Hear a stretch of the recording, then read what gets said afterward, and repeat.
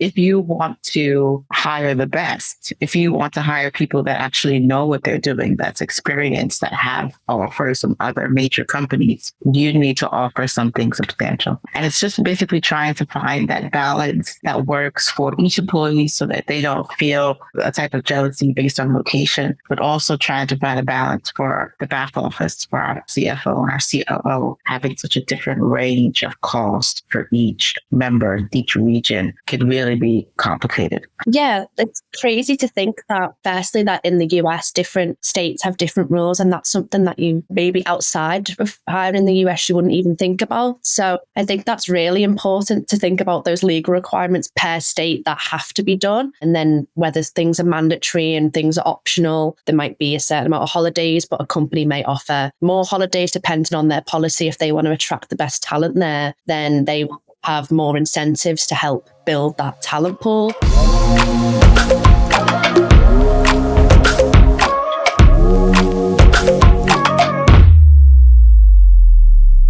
Hi everyone, and welcome to episode 4.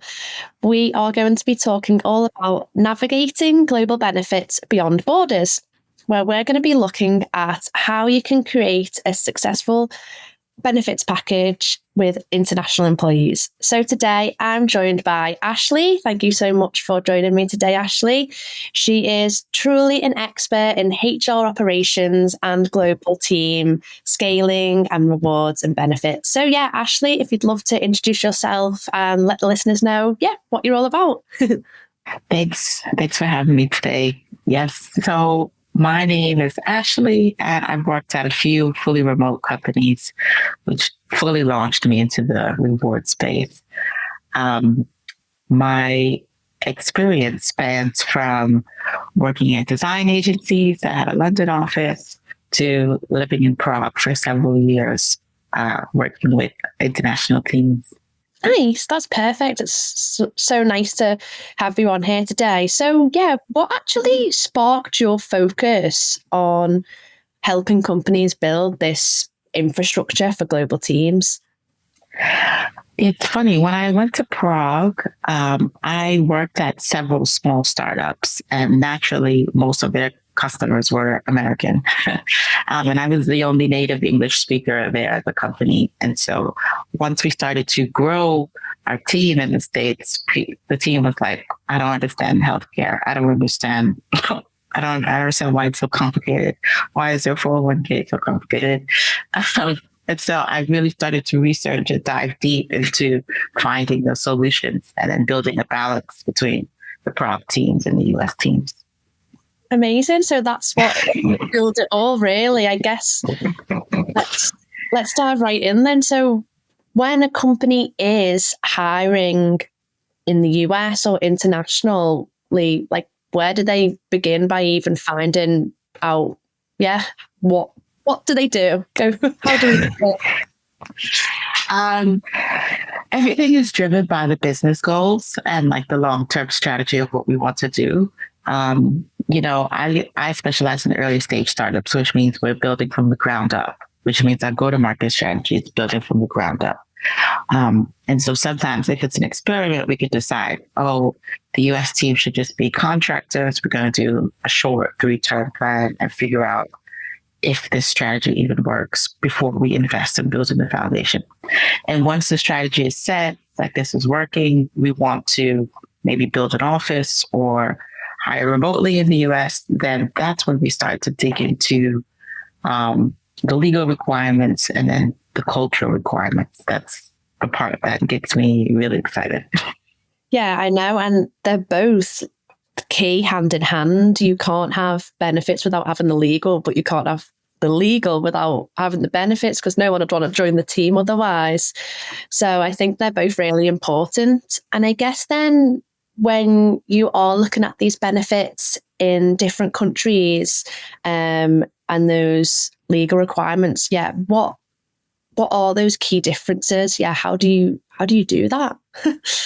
Well, today we have ChatGPT, praise the Lord. But back then it was extensive research on what are the statutory requirements. And I bring this up because my first fully remote company was whereby and it was a Norwegian-based company. As we know, the Scandinavian have so many benefits. They're really taken care of as employees. Perfect example is their parental leave policy is pretty extensive, right? But we also had a UK entity, and they have their own time. 180 pounds a week, but they can take off time. So it's value, it's money plus time. And then you have the US team, which doesn't have a federal policy, and some states have parental leave and some states don't. And so as an employer, you can say, well, I don't want to offer that. I don't have to. If it's not a legal requirement, I don't want to do it. And it's and it's just like, if you want to hire the best, if you want to hire people that actually know what they're doing, that's experienced, that have offers from other major companies, you need to offer something substantial. And it's just basically trying to find that balance that works for each employee so that they don't feel, a type of jealousy based on location, but also trying to find a balance for the back office, for our CFO and our COO, having such a different range of cost for each member, each region, can really be complicated. Yeah, it's crazy to think that, firstly, that in the US, different states have different rules, and that's something that you maybe outside of hiring in the US you wouldn't even think about. So I think that's really important to think about those legal requirements per state that have to be done, and then whether things are mandatory and things are optional. There might be a certain amount of holidays, but a company may offer more holidays depending on their policy. If they want to attract the best talent there, then they will have more incentives to help build that talent pool. So yeah, that's really, really interesting. And I think it's also a good point about different budgets for different countries, different team members, depending on maybe how senior or how expensive it is to hire in that location. The budget is going to differ there. And I think, as you say, sort of those early stage companies that you worked for, how do you think you could balance offering like a competitive benefits package while staying inside that budget? I think they're two key and tough elements, but for a startup, they maybe don't want to spend as much, but they want to attract the top talent because they want to get out of that early stage startup. Yeah, how would someone look at something like that and prioritize maybe what's the best? There's a few things, but I think taking a step back and understanding what we're working with helps put things in perspective, right? So basically, this is total rewards. This is a part of the compensation philosophy, which kind of maps out, we want to be strategic in these key areas. We want to pay from these regions. We want to pay this percentage. And this is what it's kind of like the pricing strategy of the business, right? A business is, I'm paying you to do a job, and I expect you to pay me either market rate or by tenure or by location, cost of living. There's different factors. And so a lot of early stage companies don't quite build that philosophy until they hit like a certain stage. I would say maybe 50 or 100. Thanks to the pandemic and global hiring, companies are building it much, much sooner so that there's less complexity. And there's laws that are changing, pay transparency laws, so that they have to put the ranges out. So people are building this sooner. Thank you. But I think the complication comes when you gradually, as a business, due to your product, open up more entities, and then you just basically hire the legal requirement. And I think as you continue to scale, the best way to think about it is first principle thinking. It's like, what do we want to implement? But pay our employees, right? Who are we trying to compete against? Is our number one competitor doing the same revenue as us? Are they in the same locations as us? What does their team look like? And then you can try to benchmark about where you want to be. And I think when you think about first principles thinking, it helps simplify how you want to achieve new targets rather than trying to get every single use case, which an example would be, to do the location salary for each employee if you're all over the world. It's like, I'm going to pay someone from New Jersey. I'm going to pay someone from New York. That can get complicated. That can get tedious, and cost of living changes, and it's just a lot to work with. So I've seen both areas where you do the specific areas, or you could do it by regions. You know, say I'm going to pay the UK rate for everyone in this side of the world. So I'm going to pay the Texas rate for everyone in this side of America, and then have one or two anomalies for people that are really high, like New York, San Francisco, or Singapore, etc. So yeah, it can get very complex. There's a lot of different ways, to get against it, but it can get done. Yeah, and I think that inevitably goes back to the principle of the business goals, because what are your business goals and why are you hiring? And are you looking for a software development team? Is that your prime focus for your product? And if that is the case, that's why you're hiring. And that's the reason for you as a startup to be moving forward and hiring those people. But as you said, it can be really, really complicated. So what do you think are some of those mistakes that companies can make when they're setting up these international benefits? And yeah, how can we look at these mistakes and help and make sure we don't do these? I briefly touched upon it, but I had to build a location-specific philosophy, and it was not fun. It was not fun because we were really spread out. We had people in Australia, we had people in Vietnam, Singapore, all the way to Texas and San Francisco. So it was very specific. It depended on which employee is there. And the pitfall is, I could say I'm moving my family to Australia tomorrow, and that means we need to do a new philosophy, a new contract. And people are constantly moving. That requires a lot of upkeep. And there's not a lot of trust in there, because I could be getting paid a New York salary and decide I want to move to Alabama and not tell anyone. And for legal and tax complications, that's not going to work. So that's a pitfall, being too specific. I think being specific only really works if you have a hybrid policy, if you have an office in New York, office in San Francisco, and then you kind of make adjustments where necessary. I think another issue is not having flexible options. So we mentioned the US healthcare is complicated.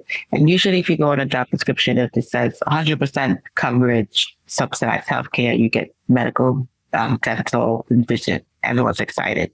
But once you actually get the offer, hopefully the company has 3 different options that you can choose so that you can get flexible spending accounts, or you can get low deductibles. And that's simply because you never know what's going on for each individual employee. I may have had ACL surgery or got into an accident just 2 months ago, and I'm already paying, out of pocket for something. Or thankfully, I'm in New York, healthcare is covered up to a certain salary. And so I don't even need to worry about that. So the free healthcare of New York is better than what you're offering. Right. And so having maybe 3 options, 1 that's fully covered by the company, and 2 that are covered up to a certain percentage, gives people the option to choose and make the decisions that's right for them. And I think another key area, the last one that I'll mention, is understanding the values of your team. I think startups, early stage, I would say Series A, Series B, as they're starting to produce revenue and things are starting to click, we really have the opportunity to create a unique benefits program, because we're private companies. We are the ones that are leading the way, right? When Google and Facebook started coming to be, the cool place to go, everyone was like, they have ping pong tables and they can nap at work. I remember the key thing for me back when I was in Prague and I went to visit the US team. The US team had free lunch every day. And I was like, wait a minute, we need to bring this to Prague. Luckily, Prague is very affordable and we had a good compensation philosophy. but it's just that imbalance, right? Because we had engineers that would, work all night because they were, enjoying their work, right? And we would like free food. We would like food to be delivered so that we don't have to think about it and we can focus on work, right? And so building that use case, that business case, and presenting it to my CEO, like, I found 3 options. It's very affordable. I think we should get free lunch as well. Those little things about what the team values, you can adjust per region. And you don't even need to be so specific as that. Another global team that I worked with, we used to have a little allowance for tiny things. Gas in Vietnam was extremely expensive. So we gave them a little gas allowance for those who had to drive in. And then we had another allowance for machine equipment if you wanted to buy a new webcam, a new camera, et cetera, et cetera. We had different little things. But when I first joined that company, the first thing I did was standardize the benefits program, giving it one price and extending it to everyone, again, so that we can simplify the back office, we can simplify expenses, we can simplify all these little receipts and charges. Makes it easier for the team, and it makes it easier to communicate what we offer as a company, making it a global benefit rather than the regions. So that kind of ties into first principle thinking. It's like, what do you want everyone to have? What do you want to incentivize? And then giving it to everyone. That was a long one. It's really interesting because I think as an employee, when you're in one region, you only think about yourself and what you want. And I think sometimes maybe global companies may forget that, and they think if they're a US HQ, they think, oh, everyone will want free meals. And it's like, oh no, actually, as you said, gases or petrol is so expensive for me to get to work, and that's something that's a priority to make my working day much happier. And yeah, it's prioritizing those things per employee, per company. And as you said, if someone wants to opt into a certain healthcare, which is a priority for them, I think that's a really essential thing in making the specific employee happy rather than the company as a whole, because you can implement a flexible working policy as a company as a whole, and that's a great policy. But I think the individual benefits that help them on a day-to-day basis to make them feel better about working at a company, I think is essential. But I guess, like, as you said, like, having all these benefits across the world makes every single person feel valued for working there. And if someone's valued, they probably work a lot harder. As you said, if you've got lunch arriving and you can carry on maybe editing, or you can carry on project managing something, and it means that you can get stuck into something, that means that you're going to be working harder, and only the benefit is going to be that the company gets more work. So it's not about offering the same perks everywhere, but understanding what's truly meaningful to sort of each location. But I guess in order to do that, you have to find out, how do we find out all of this data? There's a lot of, I feel like it's quite complex. So yeah, how do we find out what everyone needs and wants, basically? That's a great question. It really depends on the problem you're trying to solve, right? There's market research. The vendors and tools that you're probably already using has that benchmarking data. That's really a strong resource. If you're deciding to use a PEO, you can ask JustWorks. So you work with other startups. What are they offering, right? They are collecting that data. Carta is really good at publicizing salaries and telling you what's changed, which fields or departments have increased this year, what's being more competitive. There's ways to find it. There's also consultants that specialize in this. U.S. healthcare benefits, they need to be certified, and they need to be up to date on all the law changes and the pricing strategies. They have the data that you need. And talking to your network that's outside of the HR field definitely has that network. The CFOs, the COOs, they know how much we're spending on what and where. Senior HR leaders, they should be able to break down, this is the base rate, this is the variable rate, we offer bonuses. This is what we pay for the tax implications for a U.S. employee, right? This is the payroll tax, et cetera, et cetera. They should be able to break that down. And once you build that across the regions, it's usually always US, UK, some interesting place, hopefully not France, very complicated in France. But let's say a Czech Republic entity or a German entity, then we can be able to build equity across the region. And I want to say what's most important is employee feedback. Your employees have worked at other companies before. They can tell you, oh, I remember we used to do this. I remember this was something I've worked on this project and I saw this. And, it's so funny. I keep talking about free lunch. I don't know why that's really important to me, but free food is the best food. But going back to the business implication, in Prague, in Czech Republic, everyone goes to lunch at 12 o'clock. And it's very common that everyone goes to like the pub equivalent and you order, your fried cheese and oh my gosh, I haven't smoked chicken in a long time, smažák and the sort.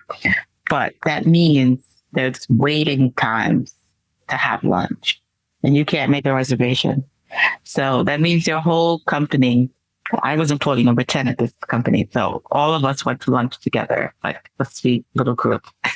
And we wait 20 minutes for a seat, then we eat, and then we digest, and we'd walk back to the office. But that takes time. And that's a part of their culture for everyone to go at the same time. In American culture, we sit at our desk and we bring food from home because it costs $25 to get a salad in Manhattan. And so just understanding that culture difference where it's like people are either spending tons of money just to eat and they're eating at their desk and they're alone and they're, which is very unhealthy, or people are all waiting because the whole city is eating at the same time. Finding that balance of bringing in good, healthy, quality food means people can eat at different times and they don't have to wait. And it's made just for us, right? So there really is a business incentive. And that's why they do it in San Francisco and US, because if everyone goes to eat around the same time, everyone's waiting and it costs so much money.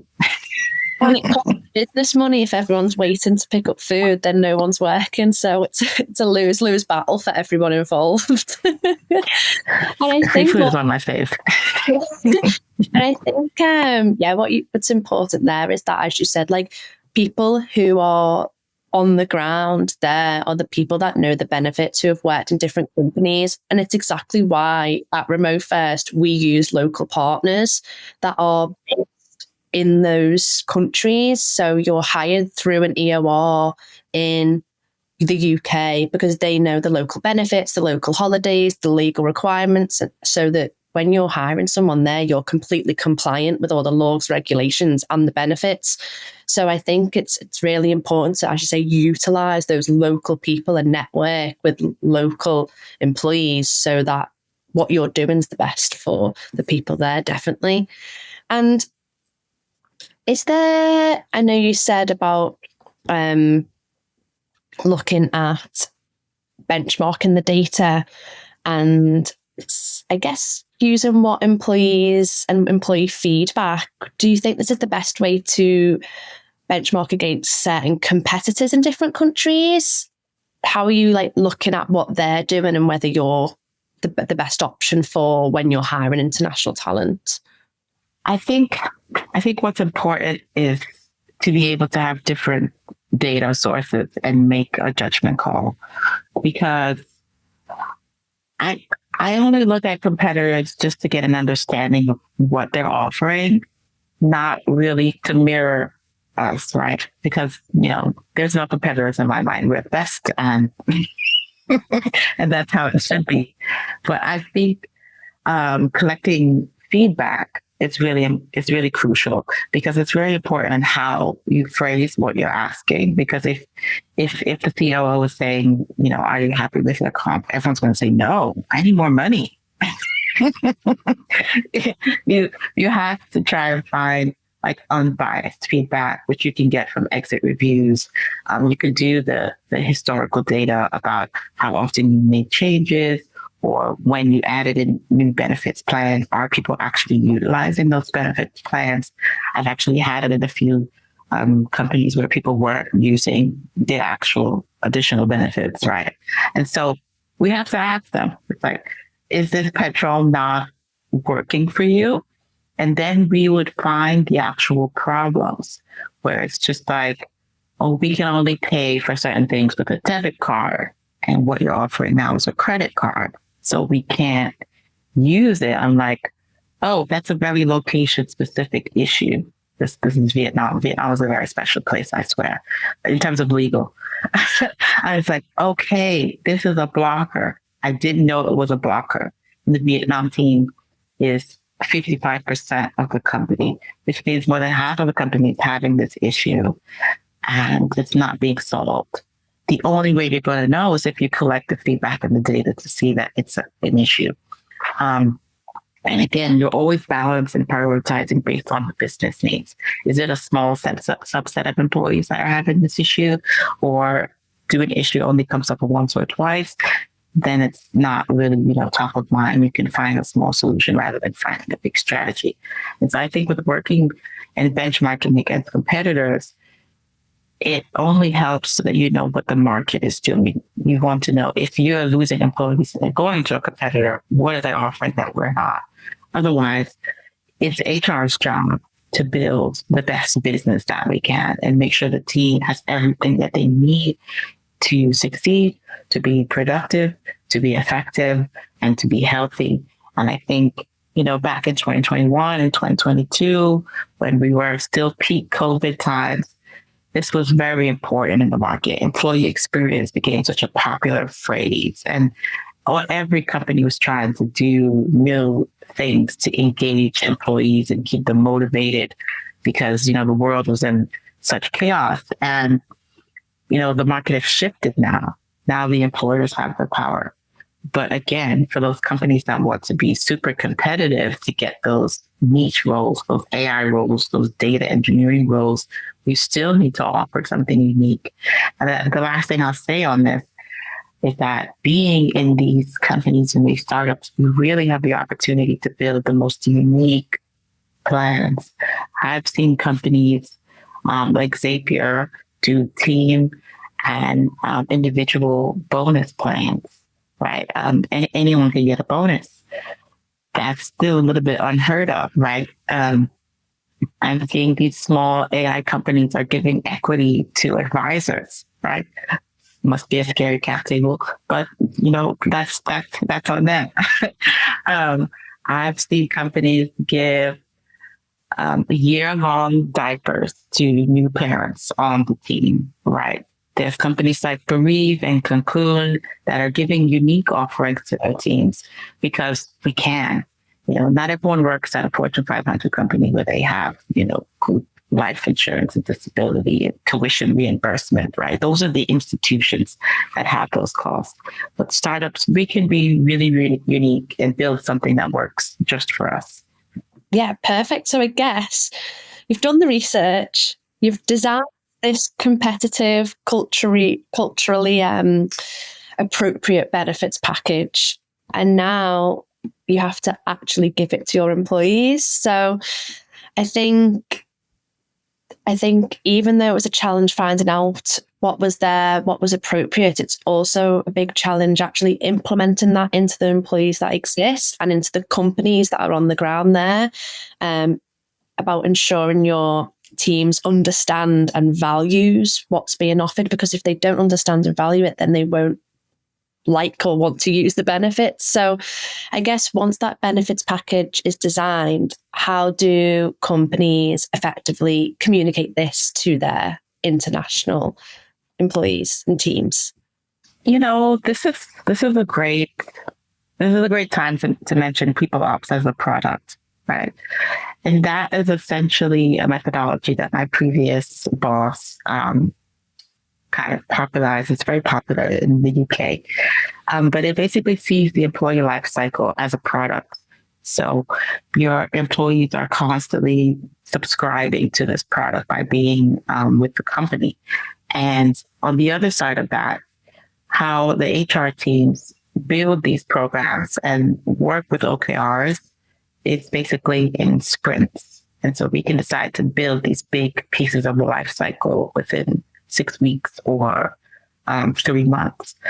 And the biggest goal or takeaway for these programs are that they're actually solving problems and that the users will actually use it.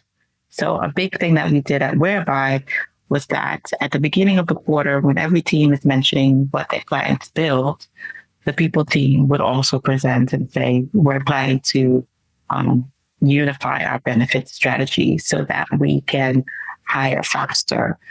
We can satisfy the team needs based on this backlog that we have and kind of plan for the next Series B, right? And in doing so, the team will naturally reach out to you if they know that's what you're working on. And then once you put out that dedicated survey to say, we have this already, are you using it? If not, why? Then again, we have another avenue for people to give feedback. And then once we build our MVP, our minimal viable products, which is maybe like 3 or 4 weeks out, we say, we've done some research and we're thinking about doing something along these lines. We can have a focus group. We can have a lunch and learn session and we can communicate to the team. This is where we're thinking. Are you liking it? If not, what holes are we missing? What gaps are we seeing? And then we can continue to build that way. And I mention all this to say that if I just go away in the back room and, talking to all these tools and competitors, and then 3 months later, I'm like, this is what we built. Then the team is like, I didn't need this. I'm trying to go back to school. I would love tuition reimbursement. I don't need babies plans, And it's just like, oh, well, our competitors offering that. I thought this was like the cool thing to do. And I was like, no, if you would have asked me, I could have told you this is not relevant, right? And so the different communication strategies is basically, I love documentation. I love making videos. I love making memes and GIFs and information graphics. I'm going to share it to you on Slack. I'm going to present it in the team meetings because what we are building for the people is just as important as what we're building for the product. We're going to have a launch, we're going to have a Q&A, and then we're going to build documentation for candidate experience. If they want to know the detail, do we have fertility treatment? Do we give bonuses? What's the equity packages like? They also want to know before they sign. So there's different audiences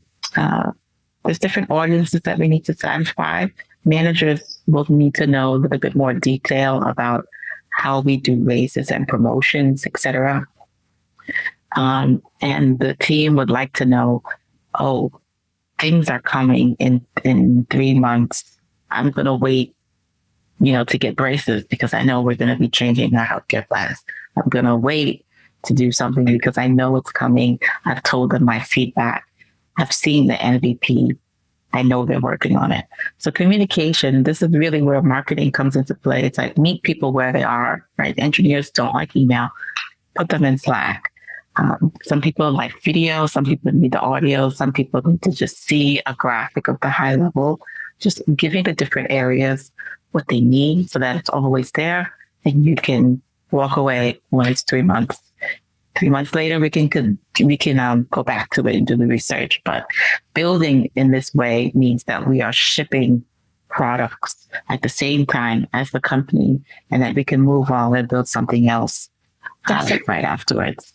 Yeah, I think it's like a perfect way to summarize it. It's like a pre-launch, making sure everyone knows about it.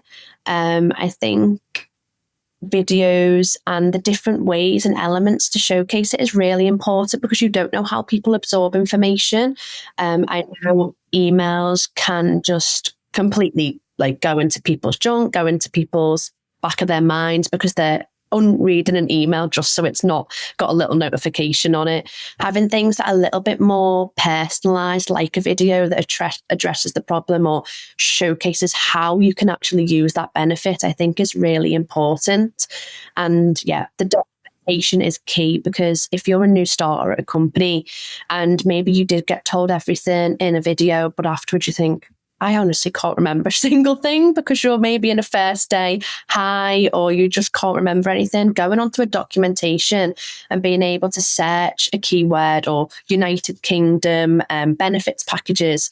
There's a lot of AI tools. I know on Notion you can scan, or Confluence, and you can scan the entire page and it will find you the best articles or pages that has your benefits on there.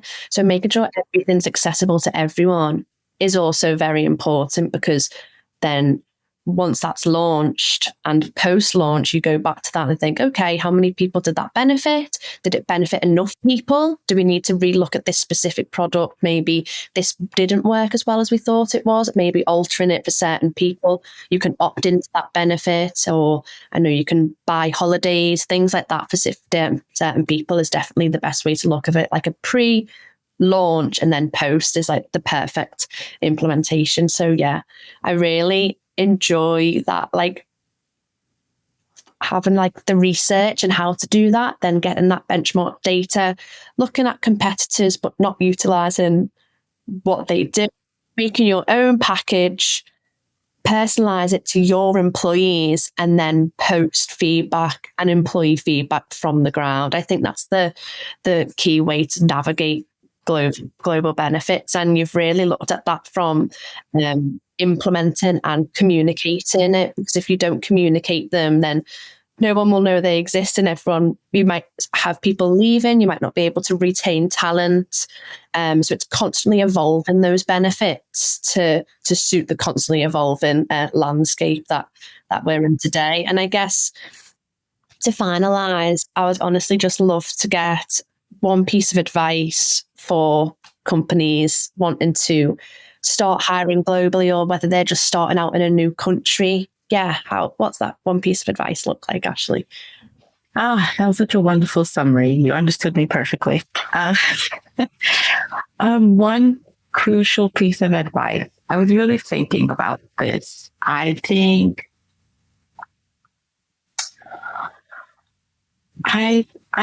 honestly, building things that are personalized for the company really depends on your team and what they value.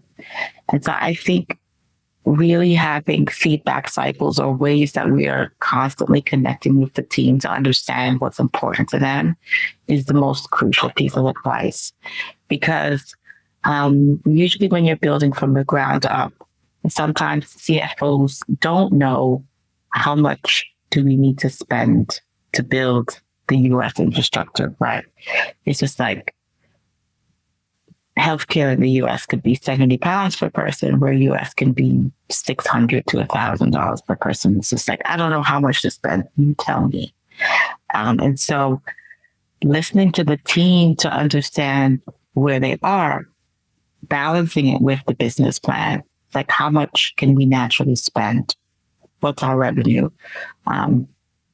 Balancing those two, I think, is the key mindset that you need to have as an HR leader. So it's making sure that we have money to spend, and figuring out exactly what we need to spend it on is most important. Yeah. And I guess at the end of the day, it all goes back to the original thing of the business goals, the first thing that you spoke about there. And remembering that when you are building a strong, like, global team, you have to respect the unique needs of each individual location, company, and specific employee. So thank you so much, Ashley. That's been so interesting, finding out that sort of complete start to end process. But I guess it never ends, because it's constantly evolving and constantly changing and growing, depending on if you're building into new locations. So thank you so much for the listeners out there as well. I hope you all enjoyed learning all about navigating global benefits beyond borders. Of course, don't forget to subscribe and share to all of your network. And until next time, keep building those global connections. Thank you. Thank you. Bye, Thank everyone. you.